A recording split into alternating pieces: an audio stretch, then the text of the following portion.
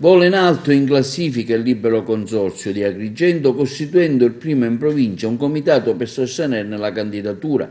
Parliamo dell'Officina delle Tradizioni Popolari, lo spazio espositivo ideato dall'ex provincia in collaborazione con la città di Agrigento, candidato alla 10ª edizione dei Luoghi del Cuore. Il censimento dei luoghi italiani da non dimenticare, indetto dal FAI, Fondo Ambiente Italiano.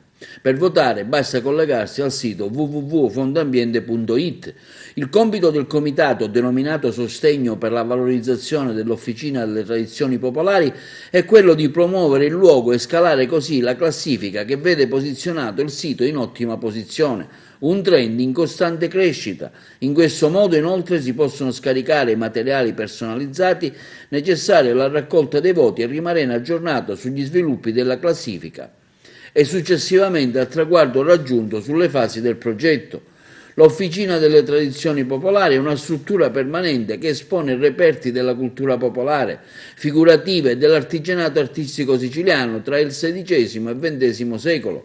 Lo scopo fondamentale dell'Officina è quello di recuperare e rendere fruibili al pubblico gli attrezzi del lavoro dei campi, del mare, pezzi di artigianato artistico e oggetti d'uso, come sculture lignee devozionali, pezzi di carretti siciliani, cartelloni dell'Opera dei Pupi, che costituiscono una testimonianza preziosissima della vita e della cultura popolare siciliana. Gli oggetti esposti sono opere capaci di suscitare grandi emozioni nell'osservare la passione e la dedizione degli agrigentini, che riassumono così aspetti peculiari ed originali della ricchissima cultura popolare siciliana. Il museo si articola in un unico e interessante ambiente, in piazza Aldo Moro, all'interno della Villetta Casesa, all'ingresso della principale porta Atenea di Agrigento. L'Officina è un museo delle tradizioni popolari in diverse sezioni, custodisce attrezzi di lavoro dei contadini, dei pescatori, degli artigiani e l'esposizione anche di alcuni costumi della tradizione folcloristica agrigentina. L'Officina delle Tradizioni Popolari è stata intitolata dal Comune di Agrigento alla memoria di Gigi Casesa, indimenticabile cultore delle tradizioni popolari e ambasciatore del folklore siciliano nel mondo.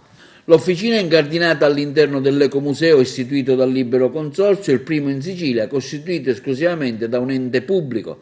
Il termine indica un territorio caratterizzato da ambienti di vita tradizionali, patrimonio naturalistico e storico-artistico, particolarmente rilevanti e degni di tutela, restauro e valorizzazione.